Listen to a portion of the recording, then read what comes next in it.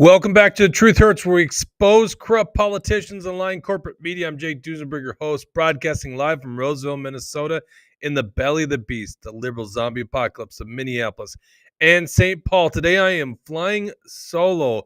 MAGA Jesse just got done working a state fair for 12 days straight.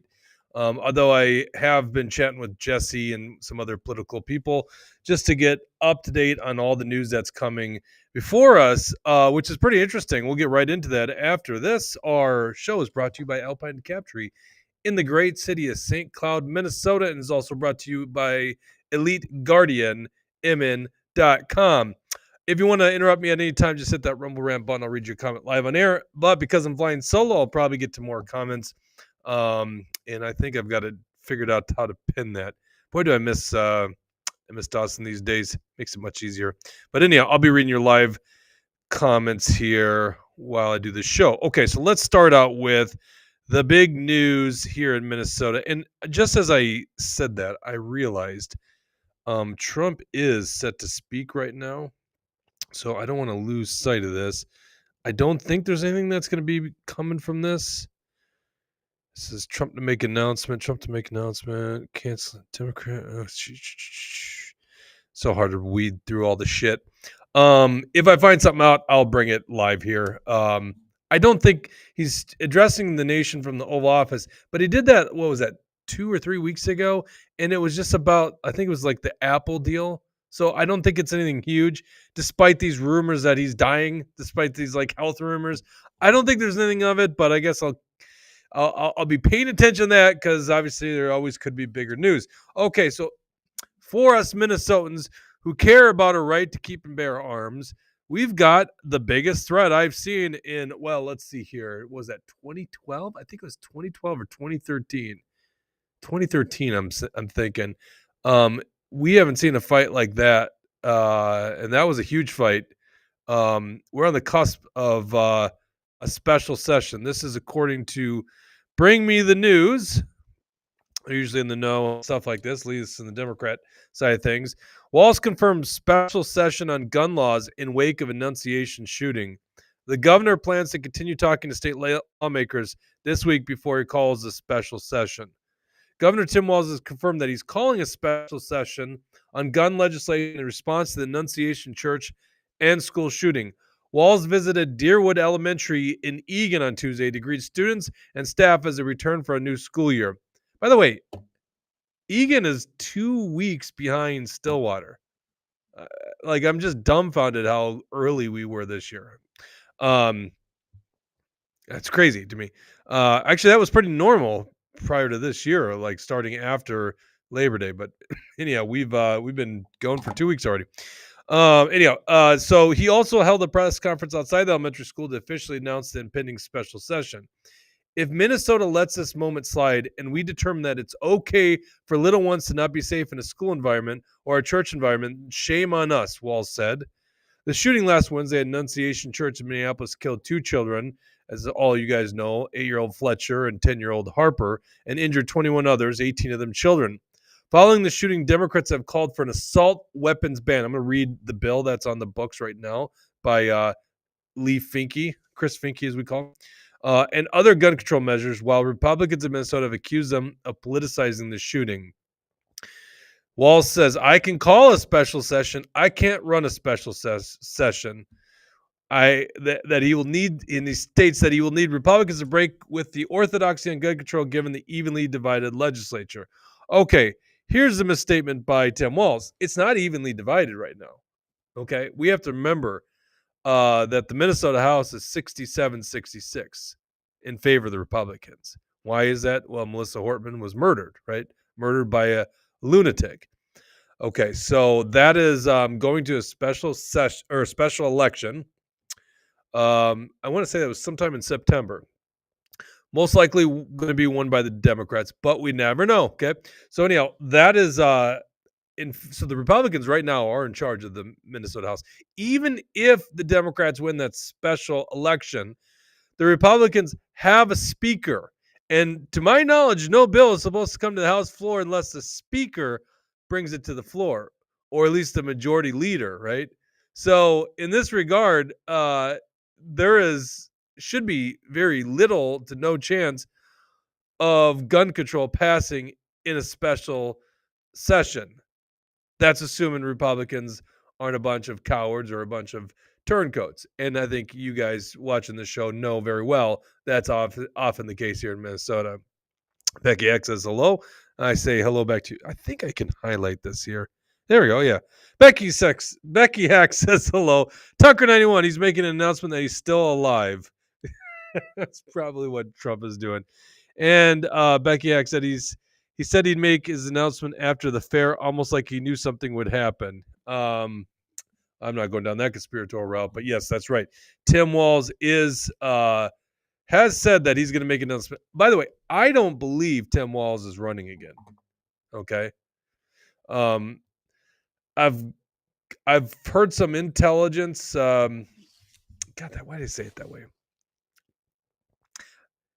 I don't want to call it intelligence. That was a really scratch that. That was a dumb thing to say. It sounds like oh geez, covert ops going on here. I know of a source that stated that could be in the know, would likely be in the know, that said he's not running again. Okay. But I think even more importantly, you could just kind of read the signals here. We've said this on the show for quite some time that Tim Walz, I mean, he doesn't really have much personal wealth. And despite these guys' talking points, and we'll get into that about Ilhan Omar, they kind of do want to have a more cushion lifestyle. And so Tim Walz, I think, is going to shoot his shot, right?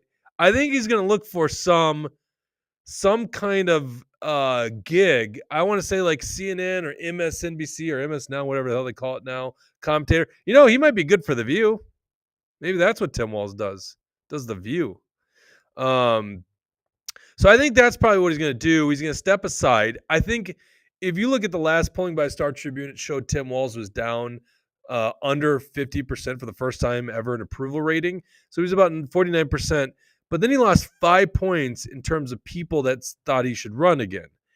And my read on that is a lot of Democrats or people that might have supported Trump or at least approve of Walz, that approve of him, think, you know, it's time for somebody else, right?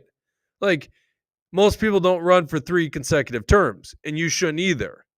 So, you know, honest to God, it's pretty obvious to me that it looks like the buck is going to be passed on. Most likely, Steve Simon and Keith Ellison are going to be firing at that position. Becky Hack asks, can someone tell me the definition of assault weapon? Yes, I will read what the government defines that in Minnesota by reading Lee Finke's bill. Billy22 says, we don't know where he put his China money. Oh, no balls could be very wealthy offshore. I don't think he is. Honestly, I don't think he is. Of course, if he is, then he's been lying on his public disclosure forms, which would imagine is somewhat illegal, maybe a felony act, you know, because it's official paperwork. So, so Tim Walz, I think, wants to probably get some kind of gig that's going to pay him. Now, this is why I think a special session is very dangerous, because Tim Walz, if he's not running again, but he wants to raise his social credit score inside the far left ranks, you know, the audience that would like CNN, the audience that would like MSNBC, the audience that tunes into The View. I swear to God, that's probably what he's going to do. He's going to go on The View, right? Just hang out with the ladies. Then, yeah, I think he is very dangerous because he will do everything he can in his power to try to get that. And that's where, like, you need groups like Action for Liberty that are holding the Republicans accountable, because really nothing moves in the Minnesota legislature. So just think about it. Governor Walz, he'll call a special session. Who knows when he's going to do it, right? You still have to get the seat filled in Melissa Hortman's district. That makes the House 67-67 split. And the Democrats have told us you can't pass a bill unless it has 68 people, right? Of course, that was yesterday. They'll just change the rules now. So you need at least 68. Now, if they wait until that House becomes 67-67, well, then you need at least one Republican crossing over, and you also need a way to get that bill to the floor, which should be stopped by the Republican Speaker House, Lisa Demuth. All right. The Senate is another thing. There's two seats that will not be two Senate seats that will not be represented in that time because of both their burglar senator, right? Nicole Mitchell, that seat's being filled in November, and Bruce Anderson, who passed away on the Republican side, that seat's could be filled in November. You also have other dynamics out in the Senate. You've got Omar Fatah, who is like the well, I was gonna say he was the odds-on favorite to win the mayorship in Minneapolis, but now I'm not so certain that's true because they withheld his endorsement. So maybe he's not the odds-on favorite. Anyhow, you have that dynamic in the Senate. You have that ambition. You got Peggy Flanagan, the lieutenant governor, who's literally running for U.S. Senate, right? And we're going to talk about her a little bit today. You know, her, the one that says protect trans children? And it's got the bayonet on it, right? So you've got her motivation to do something because, you know, Peggy Flanagan's problem right now. I mean, this is her calculation. I don't know. I am not thinking how to win a general election. I am thinking how to beat Angie Craig. Because let's just be honest, Angie Craig is running away with the Senate race, right? And so Peggy Flanagan has to outflank Angie Craig. And Angie Craig's calculation in her time in politics is I have to seem like a reasonable Democrat, a moderate Democrat, right? I mean, she's not, but that's like kind of her whole like shtick. And so Peggy's going to have to move to her left flank, right?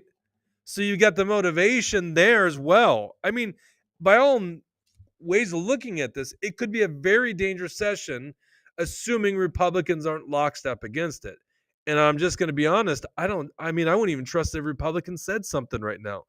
Like, we have got to make sure that these guys hold firm that they don't come take our firearms. Now, I think a lot of you guys understand this. It didn't take any time for the Democrats, and it's just, it's so disgusting to watch this. But they're already using this tragedy, this event, right? A Catholic school, yeah, their constituency. They're using this tragic event to already politicize it. So this is Jacob Fry, Mr. Soyboy himself, at a rally. I think this was on Sunday, I want to say. Does it say in here September 1st? Oh, it was on Monday, so it was yesterday.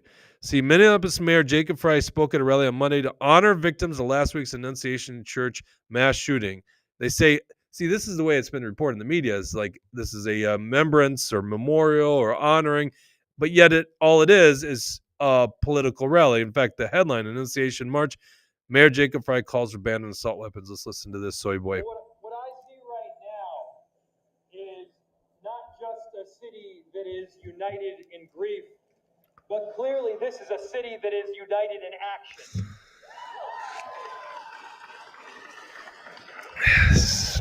Politicians, I swear. That action starts with all of us, and in this case, it starts with a particular individual in David Dillon. Can you give him a huge round of applause?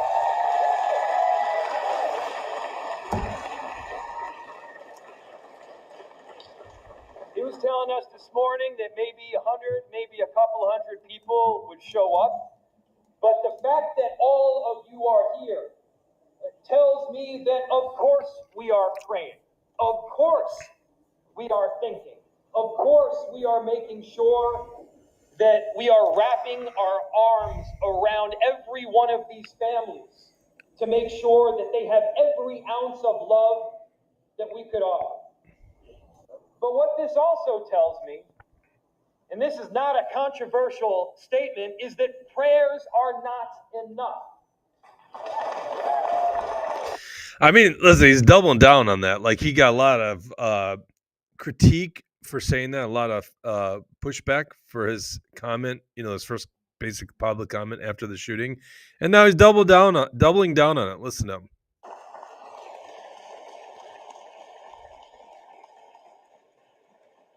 Prayers are necessary, but they are not adequate. Thoughts are necessary, but we've got to go even further to make sure that we love our children and our actions are standing behind that love. This is about our children. This is about loving our children enough so that we can make sure that this kind of thing never happens again. And how many times have you heard politicians stand up and say never again? This time needs to be different. We can make sure that this time is different.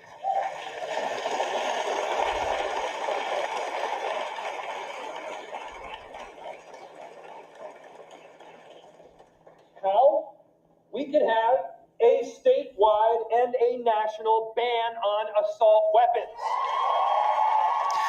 Okay, and you can hear the cheers. Obviously, this is not some kind of memorial or remembrance to the children. It is a straight up political rally for the purpose of promoting the confiscation of firearms, the very popular firearms in the United States, the AR-15 platform, essentially. People in the gun world would like to call them many different things, but we just, AR just means basically a black rifle, okay? And it's very, very common, very perfect for a lot of families, not just for shooting on the range. Some people actually hunt with them. But the fact that it's a great weapon to protect your family, right? And protect your family not just from bad guys, but also tyrannical governments. The whole reason that the Second Amendment of the Constitution says the right of the people to keep and bear arms shall not be infringed. Because the thing that we actually worry about, and the thing that our founding fathers worried about, is that if the population can't arm itself, right, a well-regulated militia being necessary to the security of a free state, if they can't arm themselves, the right of the people to keep and bear arms shall not be infringed, means that you can't actually form a militia to repel a tyrannical government and uphold a free state unless the right of the people to keep and bear arms exists. And that right doesn't come from government in the first place. It pre-existed. That's why it says shall not be infringed. It doesn't say we issue the right to keep and bear arms. It shall not be infringed. It already predates our government. It was actually very important that it predated our government to repel a tyrannical force overseas. Because, boy, would we have been screwed up in a country if we didn't have that right to keep and bear arms, right? Now, the real question is, and the leftists don't want to talk about this, is how the hell do you keep out tools that are dangerous, like firearms, knives, bomb-making material, from lunatics like the guy that killed these innocent children, right? And also, why are there guys that go to those links, right? We don't ever want to talk about that part, do we? And what kind of drugs are they being prescribed? The left always wants to go to the weapons of law-abiding citizens, okay? And I'm going to get into the bill that's currently on the books by a mentally unstable person, Lee Finke, okay? Now, it's not just that they're holding these rallies. These guys are straight up raising money off of this issue. This is from the DFL. If you're not from Minnesota, the Democrats here call themselves the Democrat Farmer Labor Party. They've really lost a lot of the farmers and a lot of the laborers, okay? It says it's time to ban assault weapons, whether you live in a blue city or a red county. We need your signature today to put pressure on Minnesota Republicans who may refuse to take action even now. Remember how I was saying the Republicans need the pressure. That's why you got groups like Action for Liberty. They got to pressure the Republicans. It's not sing kumbaya, holding hands. We're all one red team here. It just takes one Republican. Actually, technically, it takes also the Speaker of the House to lose sight of the protection of the Second Amendment and protecting people's right to keep bear arms to allow these bills to the House floor, right? So quite frankly, the Democrats and their allies are going to be pushing those weak-kneed Republicans, and that's why you need the existence on the right, if you will, to push them back the right way. All right, so it says, we know it shouldn't have taken more horrific headlines in Minnesota to make this change. In the face of this tragedy, we will not walk away from our chance to make our state a safer place. Join us today and sign our petition to ban assault weapons in Minnesota. There you go. Leading the charge, obviously, a lot of you guys know, is Lee Finke. There you go. There's Lee Finke. This is a very normal individual, as you can tell. Lee Finke. By the way, I just found out Lee Finke got married. Chris Finke, sorry. A lot of our audience likes to call it Chris Finke. There you go. Chris Finke, I guess, was in the New York Times. Yes, that is a dude in a dress. All right. I got rid of it. Let's see here. Finke sounds off. There it is. This is Finke talking about it on Instagram, on the Insta, as the kids say. Video has no sound. Why does the video not have sound? The video has sound when I watched it before. Hey y'all, it's There you go. Lee, out and about early this morning. Saw comments from Congressman Emmer being spread around the right-wing media about how Minnesota has to repeal our protections that we've made for transgender people. And I just want to make sure everybody knows that, all of our community knows that we are no less deserving of our rights and our protections than we were a week ago. The act of this extremist, radicalized young person are abhorrent. It is terroristic. It is violent beyond belief. But it is not our act as a community. It is a single person's act of immense, horrific violence. But it is not ours. Okay, We now deserve rights. We deserve love. We I deserve actually life. appreciate. Let We me do see. not deserve. I actually appreciate Lee Finke's point there. This is not an act of a community, nor the gun rights community, the gun ownership community, right? It's a law-abiding citizens community. This is an act of one evil person. Now, the problem is there's not only one of these people out there. And we don't want to talk about, and we talked about this a little bit on the show last Thursday, the depraved mind of someone that would actually go to lengths of killing innocent children. And we do know the profiles of school shooters. We do know that. And we do know why they do it. We don't need to find some magical, agenda on what this person was doing. Like, what was their motive? It's pretty obvious that they hate this world. They think this world is suffering.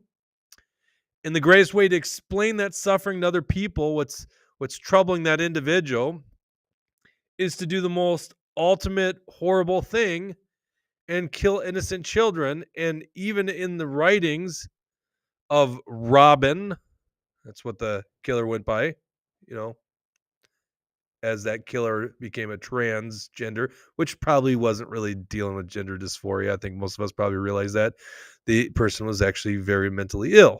Very mentally ill, was extremely mentally ill to the point where you can't find good in society. You don't think that life is going to be good, and to show other people how bad it is because life is so tragic, you kill innocent lives and admits that the reason you target a school is because it's a gun-free zone, right? Which we all know that's what they do. They don't ever target gun stores, right? Of course, once again, it's important to understand that they're targeting innocent kids, right? Like, there is nothing more tragic than killing innocent human lives. Oh, I'm sorry. Lee Finke's for abortion, so never mind. I guess we forget about that when they're still in the womb, right? I mean, it is interesting that Lee Finke and pretty much every Democrat in Minnesota was fine. I mean, this is actually a Minnesota law. You're not from Minnesota, haven't watched the show before. They literally allow a baby born from a botched abortion. Can't talk. A baby born from a botched abortion to die. No life-saving care given to that baby. That's in their bill. And the most extreme abortion laws in the country, up to the moment of birth, and in the case of a botched abortion, past birth. Want to talk about innocent children's lives? Lee Finke, right?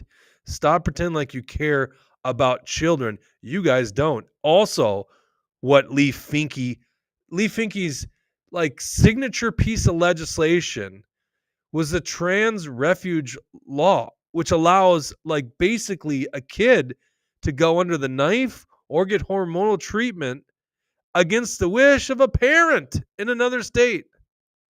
It's sickening, right? And they never want to talk about the detransitioners. That is a taboo subject with this crowd. And they probably don't want to talk about the fact that Robin, right? God, I already forgot the last name. What is it? Robin. Sorry, give me a second here. Brain fart. Not that it's that important, right? Robin Westman, right? Robert Westman before the transition, but that he was even doubting, like having regrets about that transition. Maybe because he never really truly did think that he was a woman. He was searching for himself, trying to figure out who he is. Obviously, who he ultimately was is very evil and very bad, right?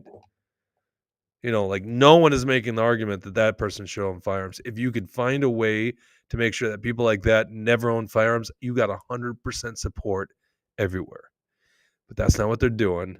This is Lee Finke's bill, which was introduced this year. It's been introduced every year that's in the Lee's been in the Minnesota House. This is HF 2449, which is semi-automatic military-style assault weapon sale or transfer prohibited, buyback program authorized for semi-automatic military-style assault weapons, and money appropriated.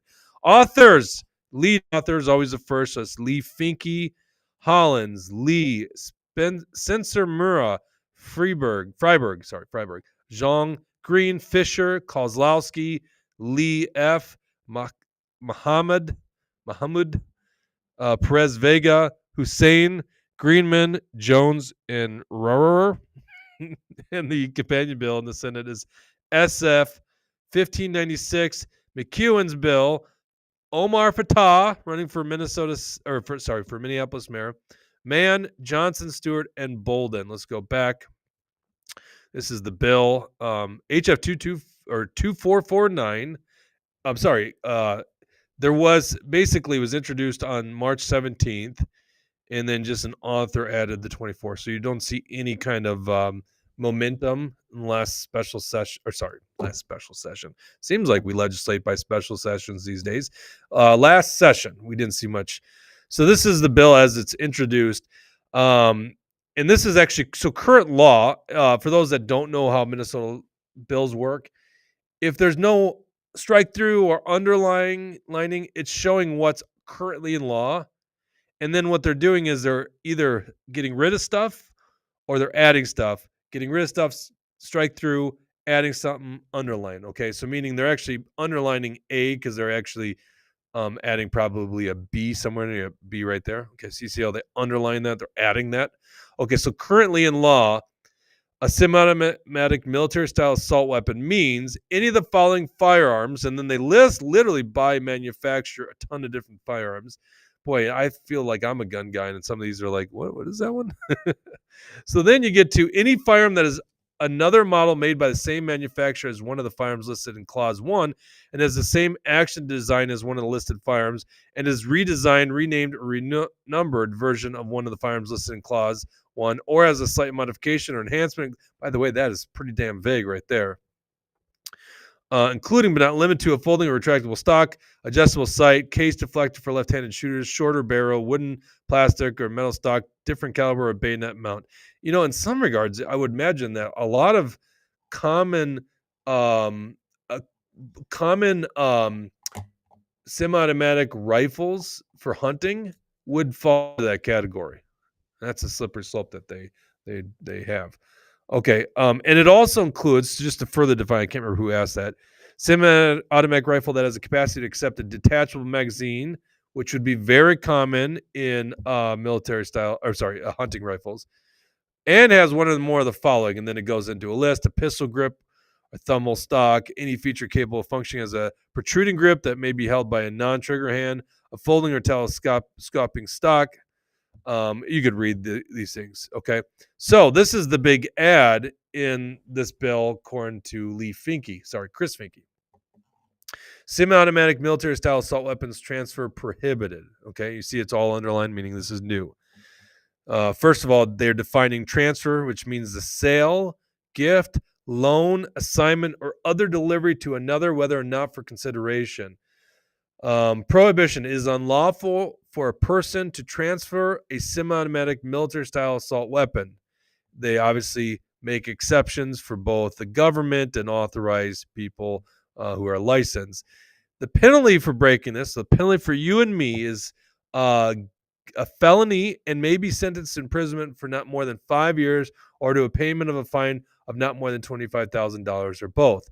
And this was written so that if it became effective, it'd be August 1st of 2024. Obviously, we have passed that time frame. Actually, now that I think about it, 1 second here. This is effective.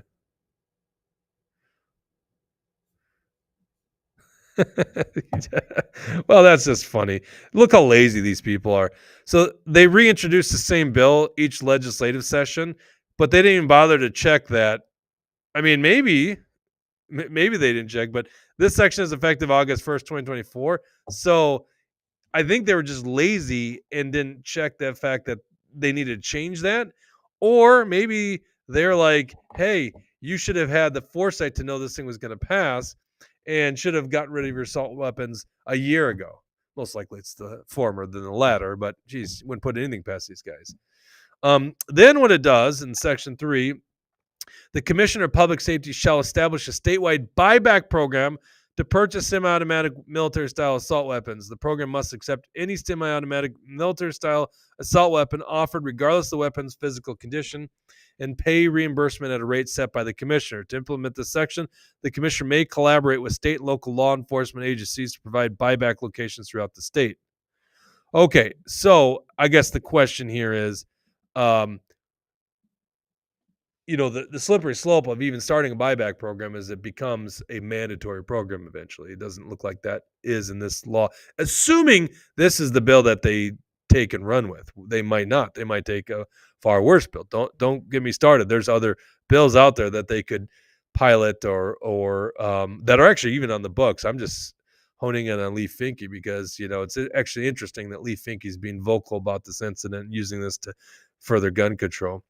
Billy 22 says there's about a 40% chance Lee Finke's seat will become vacant. Okay. 40% chance. Am I missing a joke there? I don't know. And Tucker says, or a bayonet mount. Well, they aren't going to like my long guns. Well, you shouldn't put that on air. No one's, now they know, right? Now they know. All my firearms were lost in that tragic boating accident. Someone called me out on that saying, you shouldn't do that. You should stand up and proudly say you're a gun owner. I think it's pretty obvious that is a pure joke. And I think that's a great point. I can't remember who told me that, but I'm like, you know what? That is a really good point. Come and take it, right? This is the thing that's so bad. My firearms aren't causing any violence. My firearms are not part of any crime. My firearms are completely safe. They're stored safely. They're used safely, right? Even when my children shoot firearms, used in a very safe manner. It's not just because I'm, an instructor, firearms instructor, by the way, USCCA, there you go, concealed carry home defense class. It's just that, as a hunter, as someone that was in the military for 12 years, a firearm is a dangerous tool, right? Just as a vehicle is. You don't just put a vehicle in the hands of a 16-year-old and go, good luck, right? You take safety measures when you drive a vehicle. You use turn signals when you use a vehicle, right? You use eye and ear pro when you use a firearm. You only shoot in a certain range, left and right limits, right? You shoot with a berm or some big stop that will stop the bullet, right? There's so many things that you do as responsible firearms, and you store those firearms in a safe place, just like you would put your car in park before getting out of the car. You don't just leave it in neutral, right? You got to, like you're on a hill, just imagine an irresponsible person with a car. So you have to understand that there are ways that people with these kind of tools, whether it's a car or a firearm, they are great tools. They're used for so many things. Obviously, can you imagine not having a vehicle, right? In the hands of the people that know what they're doing. I posted this on Twitter the other day. That's like, imagine a drunk driver, someone decided to get intoxicated, get behind a vehicle, and they caused an accident which killed an individual. We wouldn't all go scream and say, take away the cars from all the good sober drivers. We wouldn't say that, right? In fact, that analogy, and I didn't even mean it this way, but it's like also the fact that this person was probably hopped up on medication. You know what I'm saying? He probably was being prescribed some kind of drug. We'll probably never know that because I don't think that can be known, right? I'm pretty sure that's a privacy thing, but it should be known, right? So whatever psychotic drugs they're on, just like some drunkard, needed that intoxicant to get to the state that he was in. But we don't go take away cars from all law-abiding citizens for a very obvious reason, that those cars are useful to those individuals. Now, what's different between a car and a firearm, obviously, is cars really aren't used for self-defense, and that's the big key thing here. I don't need politicians telling me, you can't own a firearm. Like literally the Second Amendment says you can't tell me that, right? It shall not be infringed for the very reason that governments are the biggest killers, the biggest mass killers of human beings, right? God, it's like we don't even remember these things. And it sounds like that's an extreme thing to say these days, right? Oh, our government would never do that to us. They would never force us to vaccinate ourselves against our will. No, none of that would ever happen. Jeez. Government's always honest, right? God. All right. No one's posted anything about Trump in here, so I'm guessing this was nothing of a big news conference today. So let's carry on here. Speaking of Donald Trump, have you heard?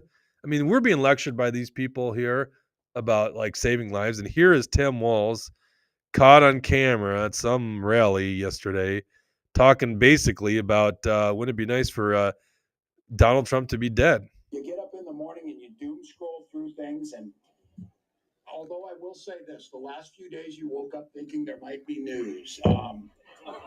Just saying, there will be news sometime. Just so you know, there will be news. You get up. Now listen, I'm probably like you guys.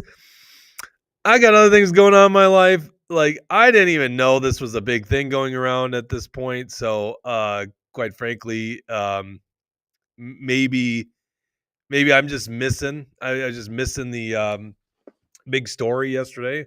I mean, like, why? I don't know. I feel like I'm very, very in touch with news as it's going through the cycles, but like there are certain days it's just like don't be on your phone all day. So, but apparently that was a big story. It was like the health of Donald Trump yesterday, and so that's what he's alluding to. I've seen multiple people reported. So I'll trust those people know what they're talking about, and I trust that's what Tim Walz is doing. So let's stop lecturing us, Tim Walz, on the violent calls or the acts. So but not that I'm saying Donald Trump wouldn't do the same thing. Just FYI, I mean, like I don't think that's below Donald Trump either. It's just that stop pretending stop taking the moral high ground with us. Speaking of moral high ground, boy, I can't wait to talk about Ilhan Omar. One last thing I want to talk about: Representative Drew Roach in the House and Senator Weisenberg have what they consider something that needs to be discussed if the special session, or I should say at this point, when the special session occurs. This is a news release from Drew Roach today. Representative Drew Roach announced that he will be introducing legislation to repeal Minnesota Statute 214078, which prohibits licensed mental health professionals from providing talk therapy to individuals experiencing questions or struggles related to gender identity. I'll read the law in just a second. Under the current law passed by Governor Tim Walz and the DFL trifecta, therapists are effectively barred from counseling patients who wish to live in alignment with their biological sex. Mental health professionals who provide such counseling risk losing their licenses and facing prosecution. Representative Roach condemned the law as a direct violation of free speech, patient choice, and professional judgment. Every Minnesota deserves the right to seek counseling that respects their values, beliefs, and goals, said Representative Roach. This inhumane law silences therapists, denies patients real options, and imposes one political ideology on deeply personal medical decisions. That is not compassion, it is government overreach. The proposed repeal legislation would restore the rights of individuals struggling with gender dysphoria to access talk therapy in a manner consistent with their own wishes, whether that means exploring gender transition or affirming their biological sex. Quote, this is about restoring choice and protecting the therapeutic relationship between patient and counselor, Representative Roach continued. The government has no business mandating what outcomes people must pursue in the privacy of their counseling sessions. The bill is expected to be brought forward if Minnesota legislature is called into special session by Governor Tim Walz. Representative Roach is urging colleagues on both sides of the aisle to support the measure in the name of free speech, patient rights, and professional integrity. Senator Nathan Wiesenberg is carrying the companion bill in the Minnesota Senate. Now, obviously, why does this matter? As I alluded to before, the shooter, Robin Westman, otherwise known as Robert Westman, a boy, right? He is a man. I should say boy. He is a man. He was 23 years old.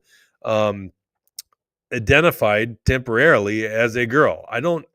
Who knows? Like, did he really feel that way? Or is this just kind of the cultural thing today, right? Obviously, we know there's a cultural impact on it. So, and according to this law, could not be counseled out of it. This is what Minnesota law says.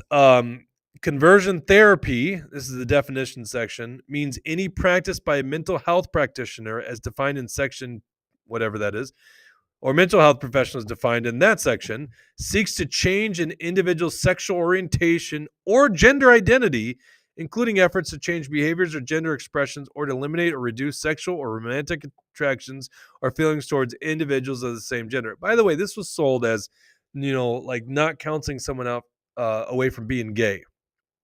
This is way beyond that, right? Obviously, we're talking about the cultural thing of, if you don't feel right in your body, you're probably a girl. Okay.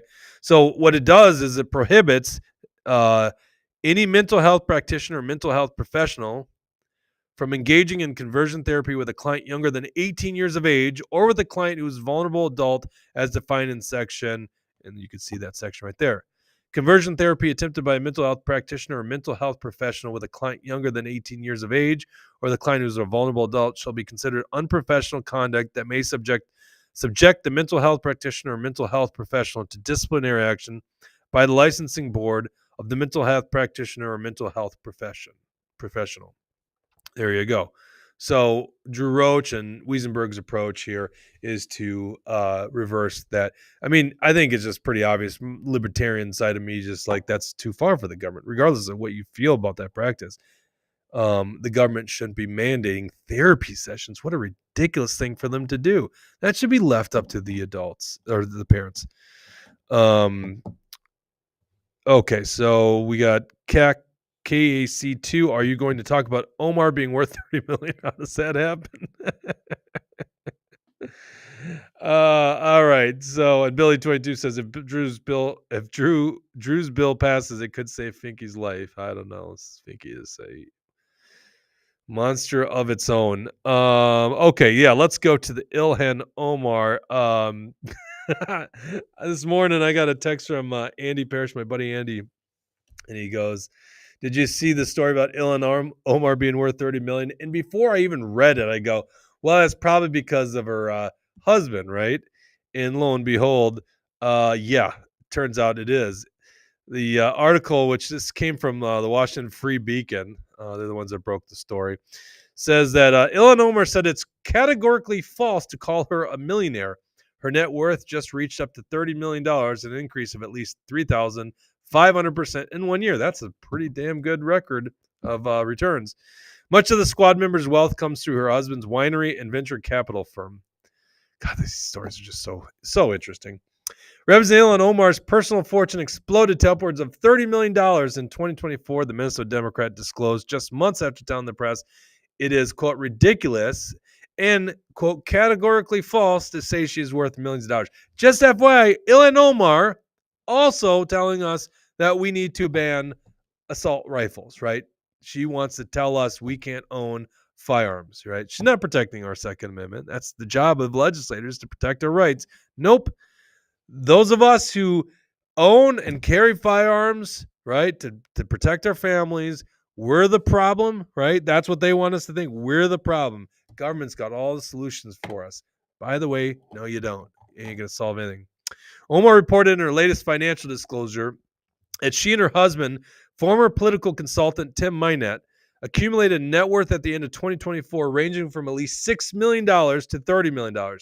Their wealth is derived almost entirely from the value of Minette's ownership stake in his two companies that together were worth no more than $51,000 at the end of 2023. That was some pretty good returns, man. I'll tell you what.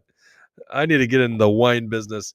The exact value of Omar's personal fortune at the end of 2024 is unclear. Lawmakers disclose the value of their holdings and debts in ranges. Still, the figures in Omar's latest disclosures show that her and her husband's net worth skyrocketed by at least 3,500% in just 1 year. Omar's extraordinary accumulation of wealth in 2024 could raise uncomfortable questions for the Minnesota Democrat, who in February told Business Insider that she'd been the subject of a coordinated right-wing disinformation campaign that falsely claims she's worth millions of dollars. Omar said any insinuation that she's worth more than a few $1,000s was ridiculous and categorically false. She also took to X in February challenging her followers to maybe try checking my public financial statements that you'll see I barely have thousands, let alone millions, which is interesting. It's like, I mean, the idea that someone would say that only to disclose months later something completely different. Is she like even aware what was disclosed? She might not. Like she might be so lazy she just had someone else disclose and didn't even review it, which I'm pretty sure they have to review it. Omar has her husband to thank for catapulting her to multi-millionaire status in 2024. Minette's California-based winery, S. Crew LLC. I mean, what a weird. Okay, is that what the winery is called? S. Crew. And venture capital firm Rose Lake Capital both achieved remarkable financial turnarounds in 2024.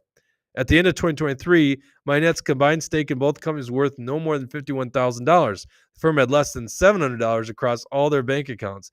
And Minette and his business partner, former DNC advisor Will Haler, were saddled with lawsuits from investors claiming they defrauded them out of millions of dollars. But by the end of 2024, Minette's combined stake in the two firms ballooned to anywhere between $6 and $30 million, and he and Haler settled the lawsuits with cash settlements, the Washington Free Beacon has learned. Minette's business activities have long been a thorn in Omar's side ever since they married in March of 2020. They were both married to other people when they met, but the pair began an affair while Minette served as a political consultant for Omar's campaign. I remember that story, which paid his firm a whopping $2.9 million during the 2020 election cycle. But that was a fleeting arrangement. The financial ties between Omar's campaign and her husband's firm drew intense public scrutiny, and by the end of 2020, Minette had exited the political consulting business and teamed up with Haler to branch out into winery and venture capital industries. Boy, he is like the Warren Buffett of our time. Like from 2020, leaves in 2020. What was it? By the end of 2020, so 2021, he enters the business world and he's worth $30 million 4 years later. I mean, this guy is Warren Buffett on steroids. Oh my God. Listen to this guy, right? We need to follow his advice. Yeah, just more, I mean, just no one's shocked by this. More hypocrisy from the far left, you know? They should lecture us more about wealth. They should lecture us more about turning in firearms. I'm pretty certain, like, she's protected by firearms, right? Capital security. I'm pretty sure she's protected by firearms. I could go on a long diatribe here about, rules for thee and not for me, but you guys know that already. I'm going to wrap it up. I'm going to go to our post show. I got some things on my mind, and we'll engage a little bit more conversation. For all of our premium insiders, we're going to go to the post show. That's only on Locals. If you'd like to join, I should always have this ready to go. I'm going to put this in the comment section right now to our live audience. Follow or join us as a premium insider. And for those that aren't in the live, because most people watch this after the fact anyhow, you can go to truthhurtsnews.com on the top, click on support us. And you're the reason that we are still here, the reason that we can continue to do a show. And also you could go on Rumble, click on join. If you're watching on Rumble, we're building an audience on YouTube these days. So you can go there or Rumble or just go to truthhurtsnews.com. Also, we're brought to you by Alpine Cabinetry in the wonderful city of St. Cloud, Minnesota. We're also brought to you by EliteGuardianImmun.com. This is a prepper company that I've started, slowly starting, but we do offer a Well, I call it a permit to carry course because that's the language a lot of people in Minnesota, because it does qualify you for your permit to carry or renewal. But it's really USCCA's concealed carry and home defense course. We talk about home defense in this course, and we talk about how to defend yourself. I think it's important for you to take, us responsible gun owners, to take the responsibility to protect ourselves and our family. I think that is your responsibility. And I don't want any political figures, any government officials trying to take away that right. And obviously, I work with USCCA because that's a company that really truly believes in your right to keep and bear arms. Obviously, and like every gun owner, you should know what you're doing with that firearm. Okay, so for beginners to intermediate people, or even if you're an expert, it's funny. Like if you're a competition shooter, you're probably much better with a handgun than I am, right? We accept everyone. You still have to get a renewal of your permit in Minnesota. It's a ridiculous law, but that's what is required. But more importantly, if you're a beginner, you've never shot before, we do offer one-on-one lessons. Inside of that, you just have to show up a little earlier. But I just instructed a kid the other day, I should say 21-year-old, never shot a firearm, and we put some rounds right center mass. It was pretty impressive. So he was very good. I'm pretty good at instructing newbies, right? So you can go to EliteGuardianAmmo.com to see the Minnesota permit to carry on the top. Just click on that and you can sign up, or you can find us on USCCA's website. All right, we're going to go. We'll probably be back on Thursday. Hopefully Jesse can join us because I wanted to get a recap of the state fair. For all those that are joining us in the Premium Insider post show, I'll see you in 1 minute. For everyone else, we'll see you next time.